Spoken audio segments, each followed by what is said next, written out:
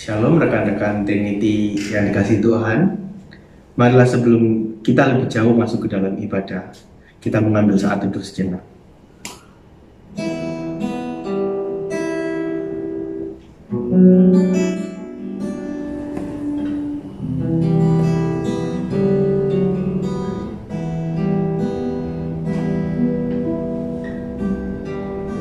Pertolongan kita berasal dari Allah yang menjadikan langit dan bumi.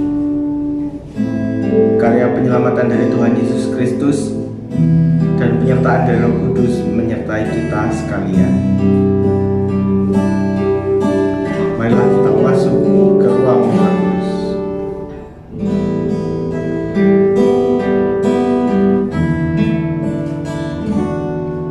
Ku masuk ruang Maha Kudus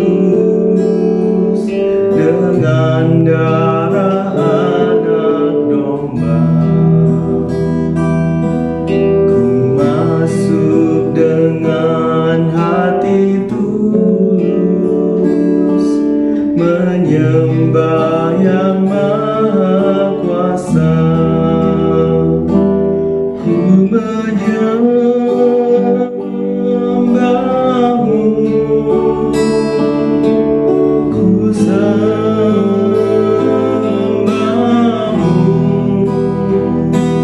ku menyembahmu,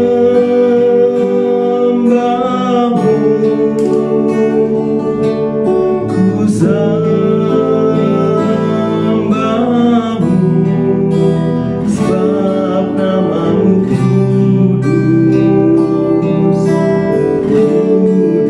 kudus Tuhan. Sebab namamu kudus, kudus Tuhan.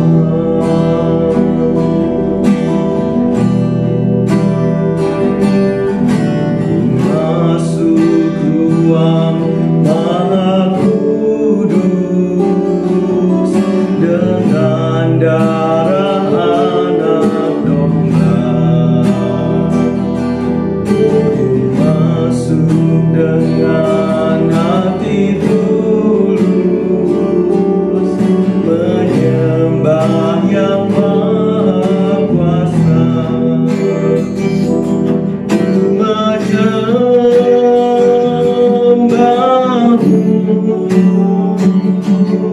Ku sembahmu,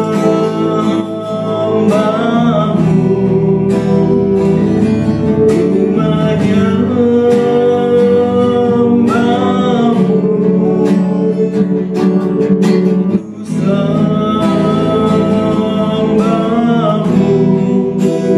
ku sembahmu, sebab namamu kudus,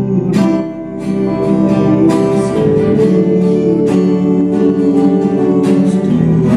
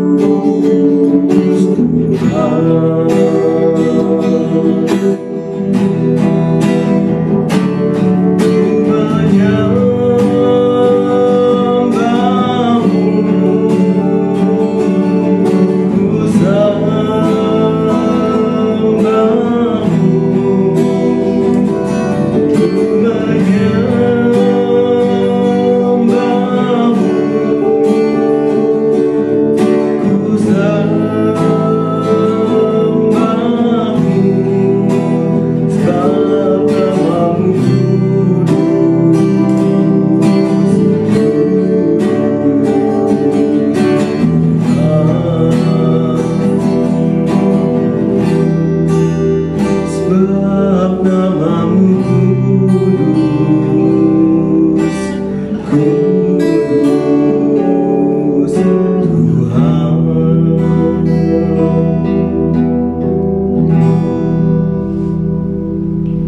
Bapa yang baik, sungguh kami mengucap syukur ya Tuhan atas segala penyertaan-Mu selama 1 minggu ini ya Tuhan. Kami boleh bersama-sama beribadah ya Tuhan, meskipun kami terpisah jarak ya Tuhan. kami masih boleh beribadah kepada-Mu ya Tuhan.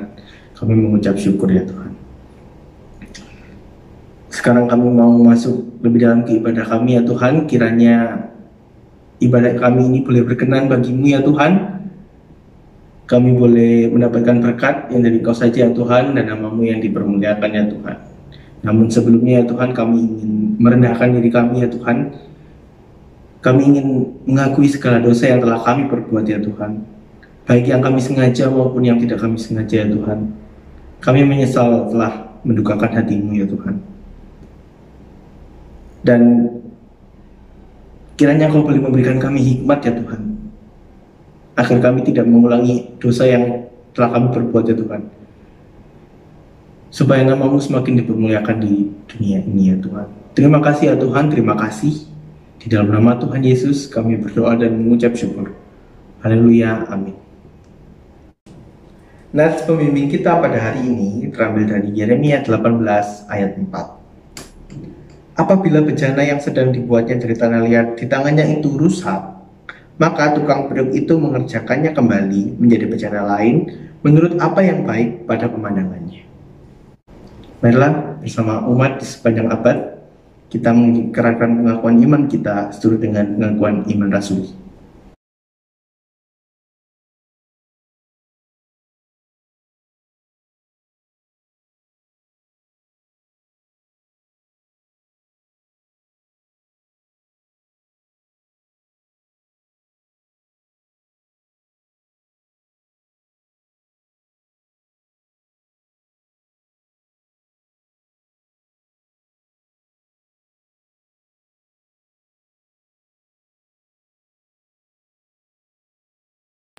Marilah sebelum kita mendengarkan firman Tuhan yang akan disampaikan oleh Lisa, kita siapkan hati kita. Kita pujikan kusiapkan hatiku Tuhan.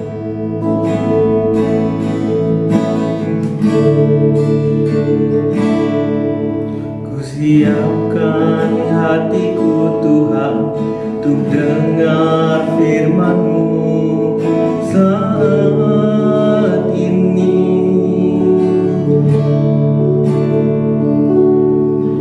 Ku sujud menyembah-Mu Tuhan, masuk hadirat-Mu saat ini.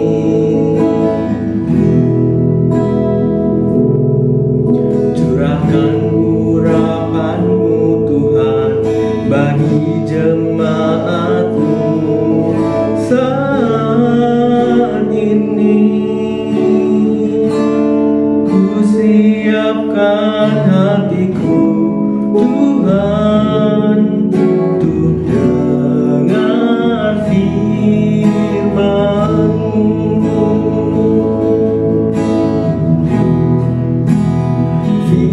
Firman-Mu Tuhan tiada berubah.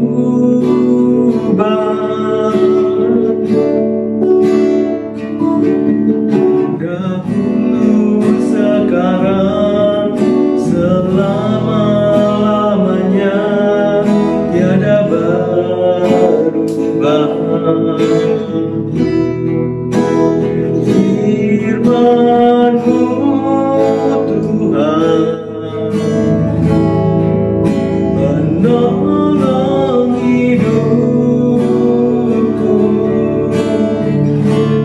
Ku siapkan hatiku Tuhan untuk dengar firman-Mu.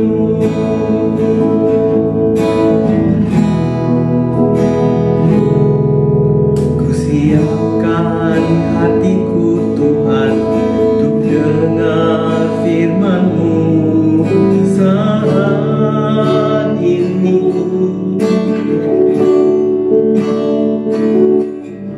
Ku sujud menyembah-Mu Tuhan, masuk hadirat-Mu saat ini.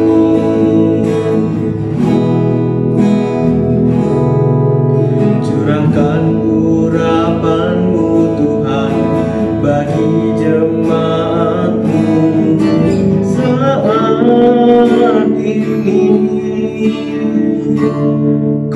Siapkan hatiku Tuhan untuk dengar firman-Mu. Firman-Mu Tuhan tiada berubah.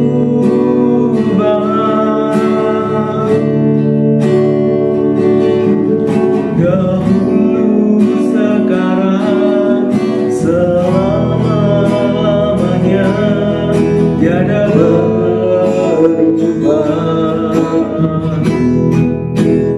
Firman-Mu Tuhan penolong hidupku.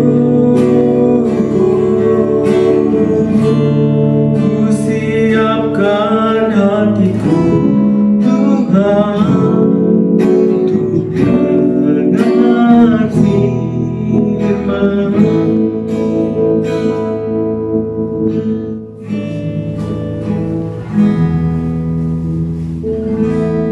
Shalom teman-teman yang terkasih di dalam Tuhan. Mari sebelum kita mendengarkan firman Tuhan, kita tundukkan kepala, kita mau berdoa.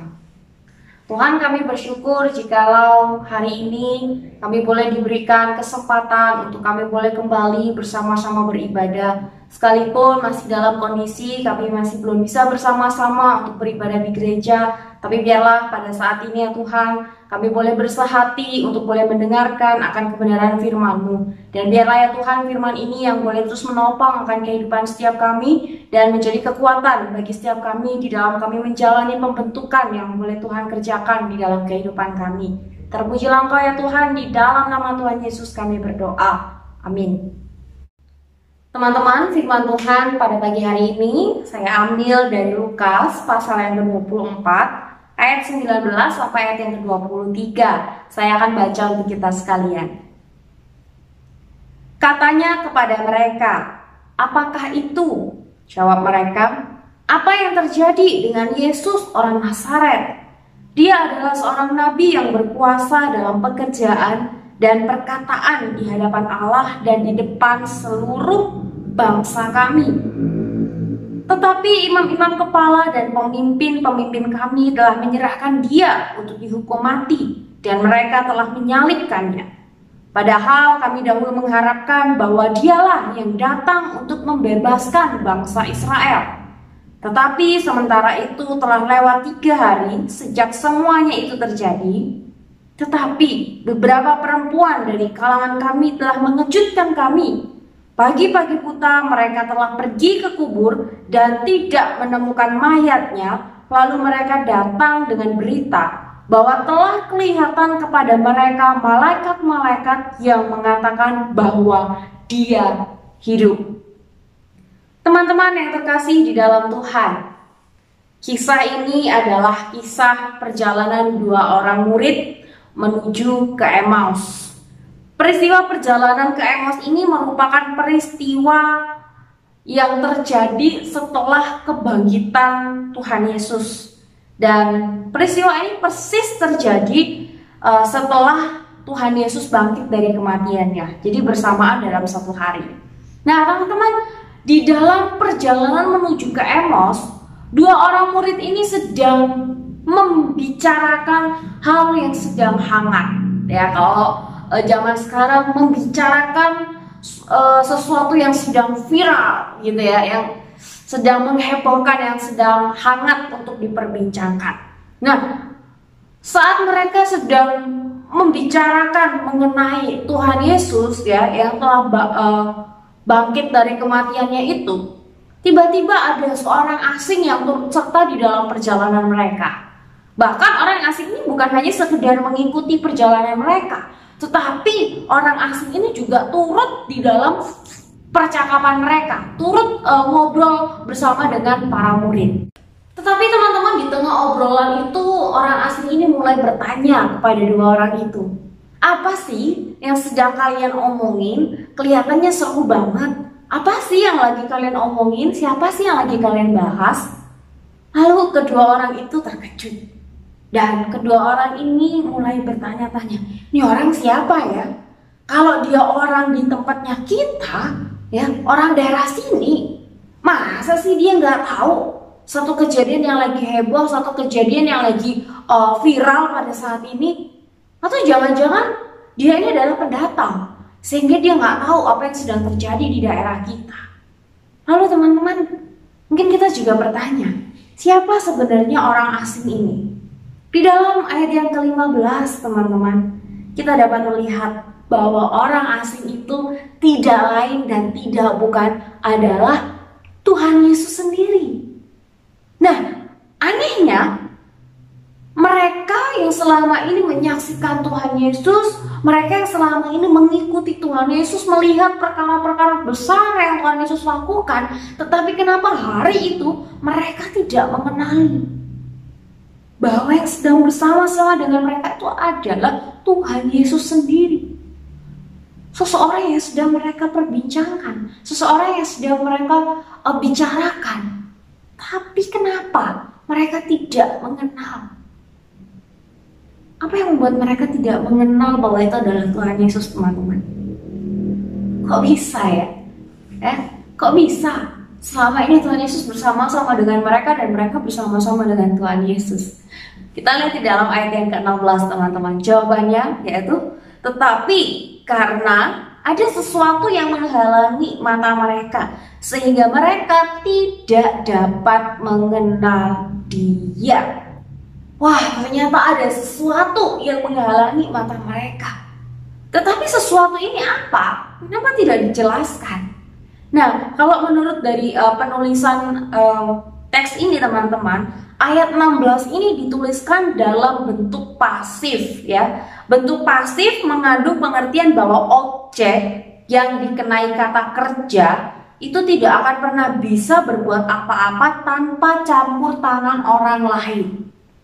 Dengan demikian, teman-teman, kedua orang itu tadi, kedua murid Tuhan Yesus itu tadi, ya, dia tidak bisa melepaskan atau mengangkat selubung yang sedang menutupi mata mereka, sehingga mereka tidak bisa melihat bahwa itu adalah Tuhan Yesus. Dan selama selubung itu tidak diangkat oleh orang lain, maka mereka tetap tidak akan pernah bisa melihat bahwa itu adalah Tuhan Yesus. Pertanyaannya mungkin, kalau gitu kenapa kok mereka nggak saling ngangkat aja, yang satunya ngangkat yang satu, yang satunya ngangkat lagi yang lainnya? Nggak bisa, teman-teman. Kenapa? Karena di dalam ayat yang ke-31 dikatakan hanya Yesuslah yang mampu mengangkat selubung itu dari mata mereka, sehingga mereka dapat mengenal Tuhan Yesus. Teman-teman, menarik bukan? Dan ini seharusnya menjadi teguran bagi setiap kita. Ini seharusnya menjadi refleksi dari setiap kita. Kenapa? Karena pengenalan akan Tuhan itu ternyata adalah anugerah. Tanpa Tuhan sendiri yang datang ke dalam dunia ini, tanpa Tuhan sendiri yang menyatakan dirinya kepada setiap kita, kita tidak akan pernah dapat mengenal siapa Allah. Tanpa Yesus mati di atas kayu salib mengorbankan nyawanya, kita tidak akan pernah mendapatkan hidup kekal. Dan dua orang murid itu bisa mengenal Tuhan Yesus karena Tuhanlah yang telah menyatakannya kepada setiap mereka. Walaupun mungkin mereka sudah punya pengetahuan, ya, mereka udah tahu nih tentang Tuhan Yesus, mereka udah paham betul apa aja yang udah dilakukan Tuhan Yesus, mereka tahu. Tetapi pengetahuan mereka tidak akan membawa mereka untuk dapat mengenal Tuhan dengan benar. Tetapi pengetahuan mereka tidak membawa mereka untuk dapat mengenal Tuhan dengan benar. Dari perikop ini, teman-teman, kita dapat belajar 3 hal penting. Yang pertama adalah sebagaimana dua murid Tuhan tadi, mereka yang berjalan bersama-sama dengan Tuhan Yesus, mereka yang juga ngobrol bersama-sama dengan Tuhan Yesus, namun mereka tidak mengenali siapa Tuhan Yesus. Bukankah, teman-teman, gambaran mereka ini juga seringkali kita jumpai di dalam kehidupan setiap kita? Seringkali Ya, kita tidak mengenal siapa Tuhan kita. Kita tidak mengenal siapa yang sedang berjalan dengan kita. Dia selalu bersama-sama dengan kita. Dan seringkali ada sesuatu yang menghalangi mata rohani kita, sehingga kita tidak dapat mengenal Tuhan dengan baik. Kita tidak dapat mengenal Tuhan dengan benar. Ketika Tuhan campur tangan di dalam pembentukan kehidupan kita, teman-teman. Sekali lagi, ketika Tuhan turut campur tangan di dalam pembentukan kehidupan setiap kita, teman-teman, maka mata rohani kita seharusnya peka di dalam kita mengenal Tuhan. Jangan sampai ada sesuatu yang menghalangi kita. Jangan sampai ada sesuatu yang menyelubungi kita untuk kita dapat mengenal Tuhan. Mari teman-teman, di dalam bagian yang pertama ini kita memohon kepada Tuhan di dalam setiap doa kita, agar Tuhan memampukan kita untuk terus dapat melihat dan menyadari bahwa Tuhan itu bersama dengan kita di dalam segala keadaan apapun. Jangan sampai masalah membuat kita tidak dapat melihat dan mengenal Tuhan. Jangan sampai pergumulan kita membuat kita ini terus bertanya-tanya dan menyalahkan Tuhan. Tetapi biarlah di dalam setiap pergumulan kita, kita boleh semakin mengenali Tuhan. Di dalam setiap proses pembentukan itu kita boleh terus bersama-sama dengan Tuhan, terus mengandalkan Tuhan, sehingga kita boleh semakin dibawa, semakin mengenal Tuhan. Tuhan mengizinkan kita mengalami suatu pergumulan, suatu masalah. Bukan berarti Tuhan akan lepas tangan, tetapi Tuhan juga akan terus campur tangan dan akan memberikan kekuatan kepada setiap kita. Mari kita terus andalkan Tuhan. Bagian yang kedua, apa yang harus dialami oleh Tuhan Yesus? Mati di atas kayu salib, itu adalah penggenapan dari kasih-Nya kepada engkau dan kepada saya. Tuhan Yesus bukan hanya menjadi pengharapan, pembebasan bangsa Israel pada waktu itu, tetapi Tuhan Yesus menjadi bukti pembebasan umat-Nya dari hukuman dosa, yaitu kematian rohani dan juga kematian kekal. Dan inilah karya yang sangat luar biasa untuk setiap kita. Kenapa? Karena hanya dengan pengorbanan Kristus kita dapat mengalami pembebasan itu. Tidak ada cara lain. Maka berbahagialah setiap kita yang boleh dapat tinggal di dalam Tuhan dan Tuhan di dalam kehidupan setiap kita. Bagian yang ketiga, teman-teman, karya Allah dalam kehidupan anaknya tidak selesai sampai di situ saja. Roh Kudus yang hidup di dalam diri setiap anak-anaknya akan terus melanjutkan pengudusan, pemurnian, dan juga penyucian. Dan itu bukan hanya terjadi sampai hari ini, tetapi seterusnya, sampai kehidupan kita ini selesai. Teman-teman yang dikasihi oleh Tuhan, kita diibaratkan mengalami sebuah pemurnian segala sifat dan karakter kita seperti di dalam api secara terus-menerus sampai bayangan Kristus itu muncul di dalam diri setiap kita. Memang semua itu adalah karya Allah. Tetapi di sini bagaimana kita dapat meresponi akan pembentukan ini. Respon kita ini akan mempengaruhi akan hasilnya. Di dalam pembentukan Tuhan ini, bagaimana sikap hati kita? Apakah kita mau terus dibentuk oleh Tuhan? Apa kita terus mengeraskan hati kita? Pemurnian ini, teman-teman, bisa melalui banyak hal.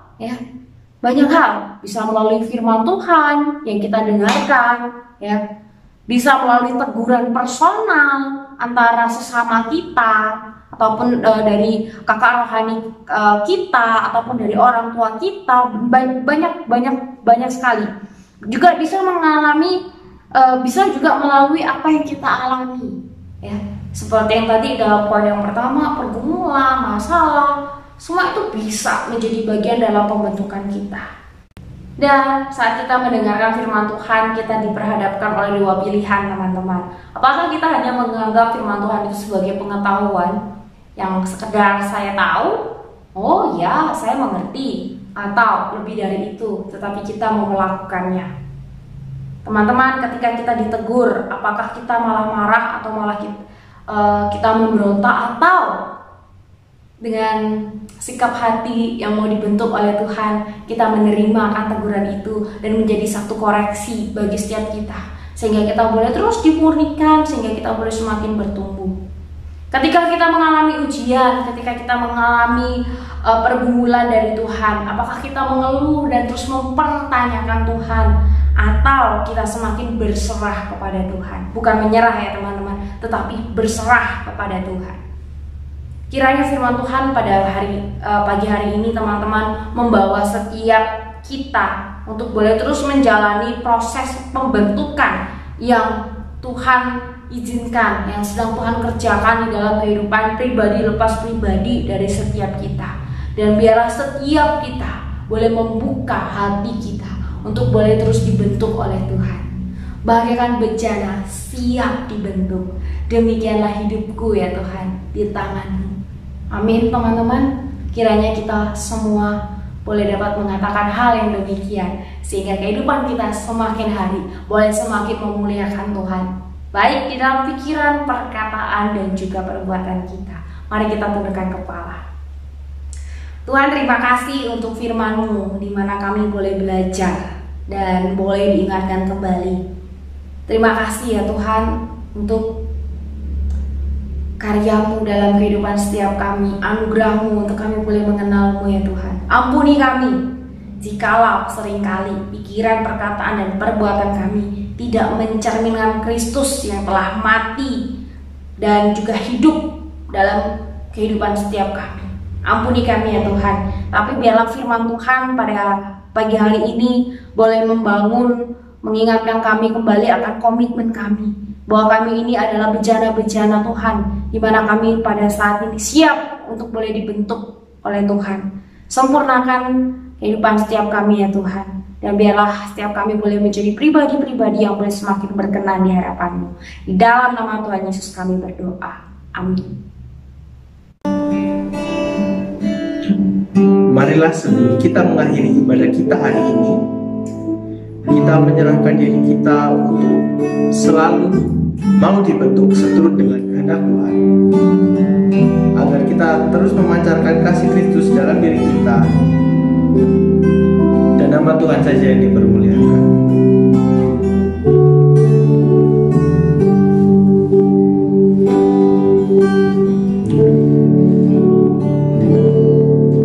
Bagaikan bejana siap dibentuk, demikian hidupku di tangan-Mu. Dengan urapan kuasa Roh-Mu, ku dibaharui selalu.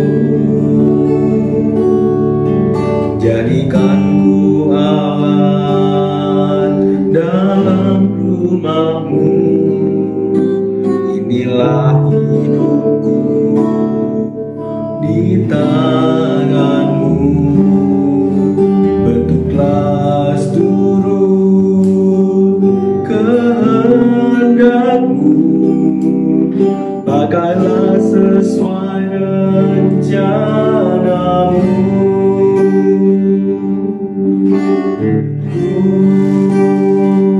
Mau seperti-Mu Yesus, disempurnakan selalu dalam segenap jalanku, memuliakan nama-Mu. Jadikanku alat dalam rumah-Mu, jadikanku alat dalam rumah-Mu, inilah hidupku di tangan-Mu. Bentuklah seturut kehendak-Mu, pakailah sesuai rencana.